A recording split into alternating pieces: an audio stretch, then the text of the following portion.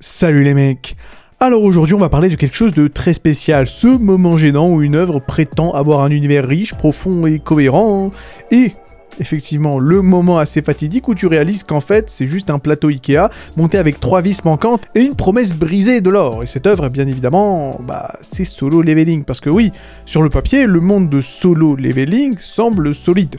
Il y a des portails dimensionnels, des guildes, une association, des pierres magiques, un marché de l'armement mystique, une hiérarchie militaire et même un embryon de diplomatie internationale. Bref, tout pour faire croire aux spectateurs lambda qu'on est dans un univers crédible. Mais si tu regardes plus d'une minute cet animé, vraiment avec un œil ne serait-ce qu'un tant soit peu aiguisé, en fait on voit très vite que c'est un univers qui tient avec du scotch, de la foi aveugle et une profonde méconnaissance des implications sociales et politiques, du moindre foutu détail qui pourtant est censé couler de source pour que ce monde puisse tenir debout. Parce que voilà, le vrai problème de Solo Leveling, en tout cas du world building de Solo Leveling, c'est-à-dire sa construction d'univers, c'est que les donjons ont popé il y a genre 10 ans, et on a l'impression qu'ils sont là depuis 1000 ans. Et ça, mon pote, c'est ce qu'on appelle du world building de façade. Alors aujourd'hui, on va démonter tout ça. Ne vous inquiétez pas. Déjà, on va expliquer pourquoi l'univers de Solo Leveling est beaucoup trop propre, entre guillemets, pour une terre envahie par des monstres.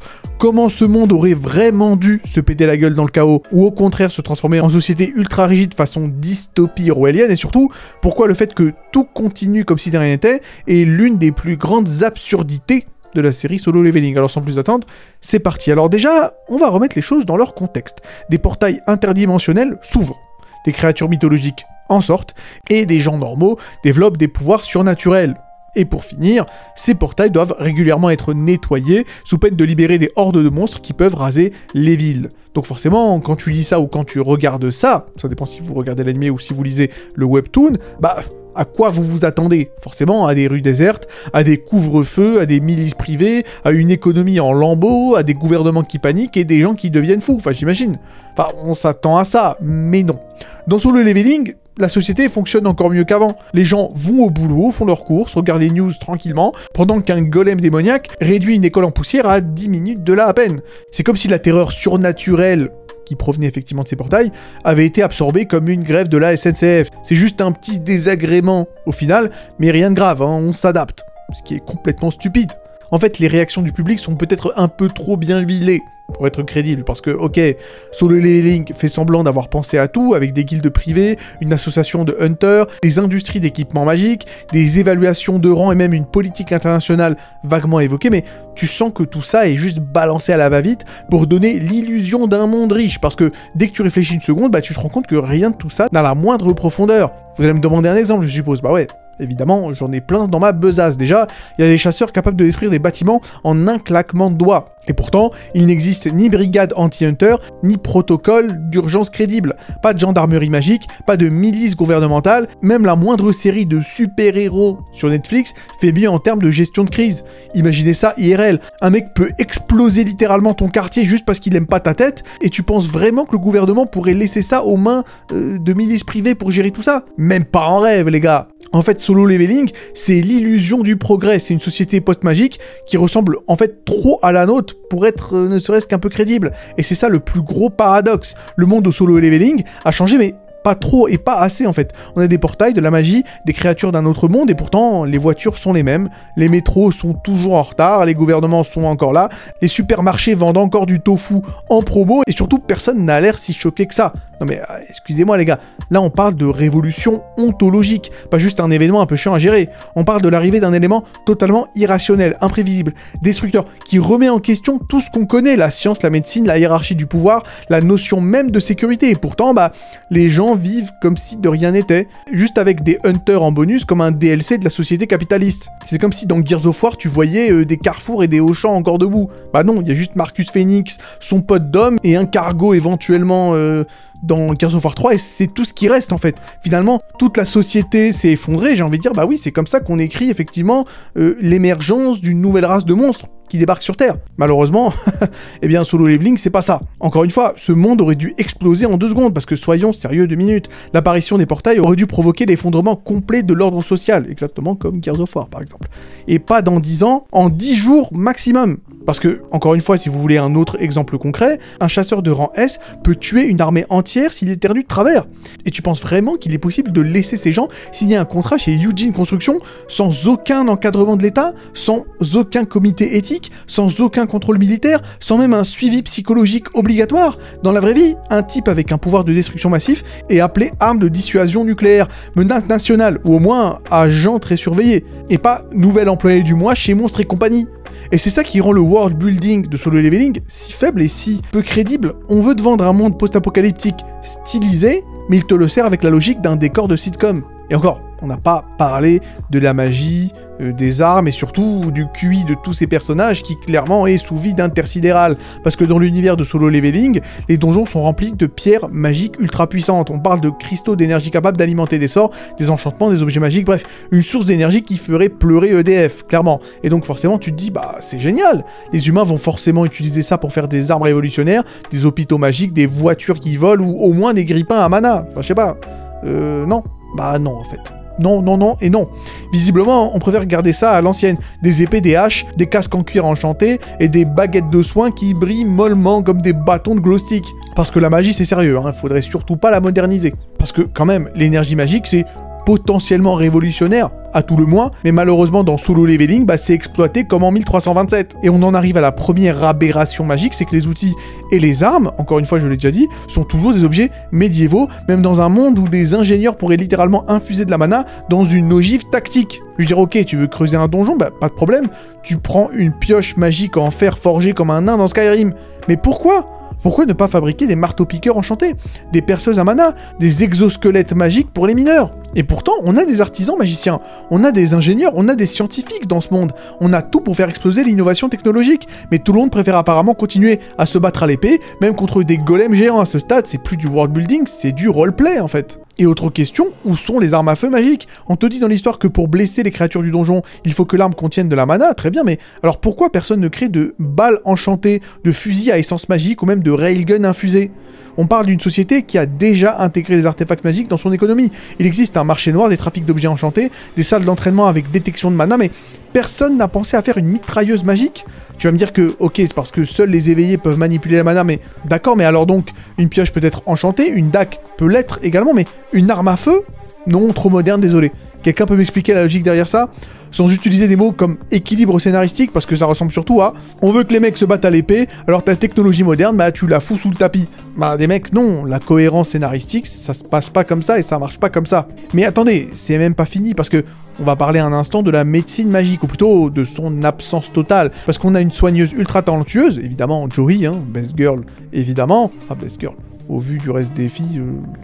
Ce titre ne veut pas dire grand chose, mais en tout cas, elle est capable de régénérer des plaies profondes, probablement de réparer des organes vitaux à coups de mana, et pourtant elle bosse pas dans un hôpital spécialisé, ni dans une cellule d'intervention rapide. Dans un monde où les chasseurs risquent leur vie tous les jours, dans des missions à haut risque, bah tu penses qu'il y aurait au moins des services d'urgence magique, des ambulances spéciales, des unités de soins mobiles avec portail rapide, des mutuelles pour les soins magiques, enfin je sais pas, soyons fous. Mais non, si tu perds un bras dans un donjon, bah tant pis pour toi, fallait pas y aller sans tank. Et le pire, c'est que l'histoire montre clairement que les blessures graves peuvent être soignées avec la bonne magie.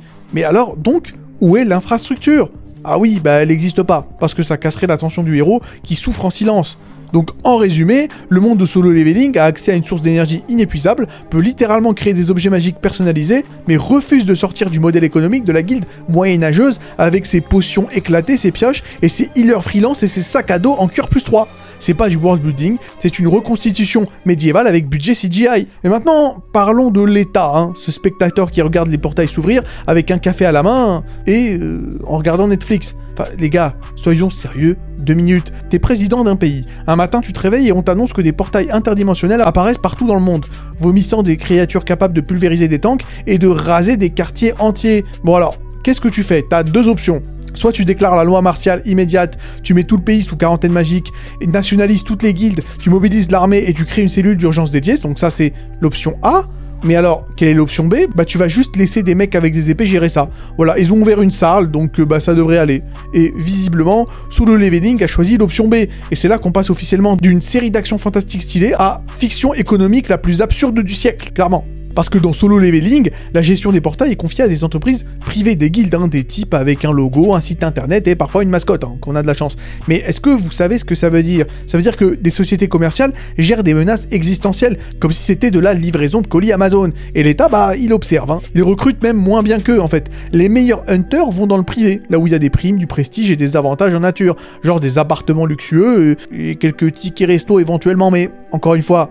Tu veux me dire qu'un mec capable de tuer un dragon en 5 minutes peut être recruté par Eugene Construction avec une belle carte de visite au lieu d'être directement intégré à une armée magique ultra contrôlée par l'État? Imagine IRL. Félicitations pour votre réveil, monsieur. Voici votre badge d'accès. Vous êtes désormais employé dans la division mana de Bouygues Télécom. On marche sur la tête, les amis. Parce que dans la vraie vie, on sait tous pertinemment ce qu'un État fait face à une ressource stratégique. Le pétrole est nationalisé, le nucléaire est contrôlé militairement, et s'il y a une énergie magique interdimensionnelle capable de remodeler le monde qui fait son apparition, évidemment que l'État va laisser les guildes s'en occuper, et que l'État va juste observer les quotas. Non, en fait, non. Ils vont tout nationaliser.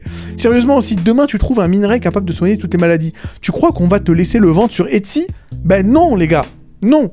Ça se passera pas sur Temu, les amis. L'État va débarquer avec 6 hélicoptères, 3 ministères et une déclaration d'urgence, et tu vas te faire botter le cul.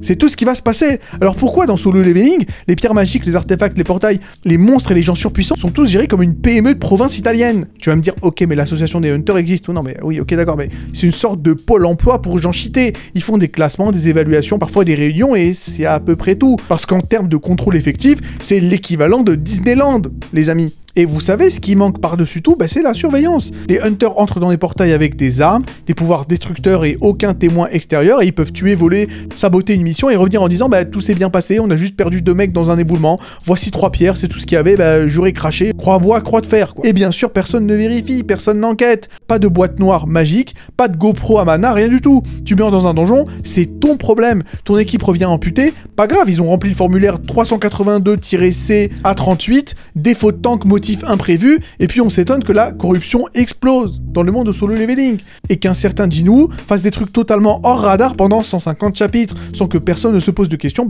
parce que personne ne regarde. Et dans un monde où la magie est une ressource nationale stratégique, Solo Leveling a fait le choix de l'ultralibéralisme. Des entreprises privées contrôlent des donjons, les États regardent, les hunters sont juges, bourreaux, comptables et parfois même criminels, sans que personne ne s'en inquiète. Et nous, pauvres lecteurs ou pauvres spectateurs, on est censé croire que tout fonctionne, et que l'équilibre mondial tient, et que les gouvernements n'ont pas essayé une seule fois de mettre la main sur le système. Moi je les crois pas, et je pense pas que d'ailleurs vous les croyez. Et surtout, autre question, si les portails s'ouvrent partout, pourquoi le monde reste aussi chiant qu'un sommet de l'ONU? Parce que sérieusement, le monde de Solo Leveling, c'est comme si on avait fusionné la Corée du Sud avec une version alternative des Nations Unies qui aurait été redirigée par un stagiaire de chez Marvel. T'as des pays en crise, des frontières poreuses, des armes de destruction massive sous forme humaine, et pourtant, personne ne fait la guerre. Ça vous paraît pas un peu trop calme? Sans deck. Dans la vraie vie, dès qu'un pays a quelque chose que les autres n'ont pas, il se passe 3 trucs. Les autres le veulent aussi, ils veulent le contrôler, ou à défaut le saboter. Exemple, un pays découvre un rang S, une arme vivante, une puissance capable de raser une ville en 5 minutes bien tassée. Réaction logique des autres pays, coalition, diplomatie tendue, tentative d'assassinat, espionnage, pression économique, contre-offensive discrète, alliance temporaire. En tout cas, si le monde était logique. Sauf que dans Solo Leveling, non. C'est juste, vous avez un rang S, super, c'est trop bien, bravo. On va faire un petit tournoi international de Hunter et manger du kimchi ensemble, y a pas de souci. Non mais les mecs, un peu de sérieux à un moment donné. Parce que si les donjons sont une source d'énergie, une mine à ciel ouvert de magie brute et un entraînement militaire grandeur nature, tu crois vraiment que les pays vont les laisser être gérés par des entreprises privées, des Hunters indépendants et un classement basé sur la sympathie publique? Non, camarades. Ce serait la nouvelle guerre froide, mais avec des éclaireurs de l'ombre et des portails dimensionnels. On verrait des pays envoyer secrètement leur rang S pour nettoyer entre guillemets les donjons des autres, des embargos de cristaux magiques, des opérations humanitaires pour aller aider dans des pays instables et récupérer leur mana en douce, des cartels de mana avec des hunters devenus mercenaires transnationaux, des diplomates enchantés armés jusqu'aux dents et surtout une montée en tension constante avec la menace permanente qu'un pays utilise des chasseurs comme dissuasion magique. Et la criminalité dans tout ça, je veux dire, parlons un peu du grand banditisme. Quand des gens peuvent ouvrir des portails, devenir invisibles, contrôler des bêtes magiques et lancer des sorts qui effacent un bâtiment, tu penses vraiment qu'il n'y aurait pas de syndicat de crimes magiques? Des mafias à donjons, des contrebandiers de pierres de mana, des hunters corrompus qui oublient des morceaux d'artefacts, des assassinats d'entreprises avec des sorts silencieux, et pourtant il n'y a rien de tout ça dans Solo Leveling. À croire que les pouvoirs magiques ont aussi désintégré le vice humain. C'est étonnant quand même les amis. Ça veut dire que, ok, des donjons apparaissent dans le monde entier, mais restons calmes et civilisés, hein, voilà. Ne nous énervons pas, les amis. Parce que clairement, le monde de Solo Leveling, c'est un monde où les conflits n'existent que dans les donjons, où les états coopèrent sans heurts, où personne ne fait jamais de coup bas, jamais de coup de Trafalgar, sauf quand le scénario le permet, et où l'apocalypse magique mondiale a l'impact d'un nouveau pass Navigo. Et voilà, pour conclure cette vidéo, le problème de Solo Leveling, c'est que c'est un univers trop propre pour être crédible. Il vend une fantaisie urbaine, mais refuse d'en explorer les conséquences sociales, économiques, politiques ou humaines.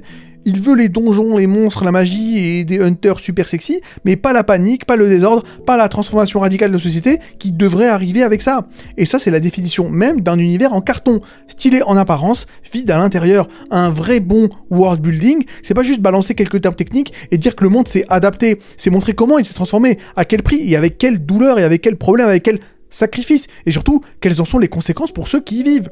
Alors non, Solo Leveling n'a pas un mauvais world building, en fait il n'a pas de world building, c'est juste une toile de fond joliment peinte pour encadrer les power-ups d'un mec en noir qui ressuscite ses ennemis, parce qu'en réalité le monde, l'univers de Solo Leveling, c'est juste un prétexte pour le power fantasy, et juste pour voir un mec qui aura farm comme un gros sagouin, juste pour qu'on puisse faire effectivement des edits TikTok et des edits YouTube Short. Voilà, c'est tout. C'est pas un univers, c'est un plateau tournant pour figures articulées. Alors voilà, dites-moi dans les commentaires ce que vous pensez de la vidéo, quel est votre avis sur l'univers de Solo Leveling, peut-être qu'il est plus profond que ce que j'ai vu, j'en doute, mais pourquoi pas. Abonnez-vous pour encourager la chaîne, likez la vidéo si elle vous a plu, prenez soin de vous et à la prochaine.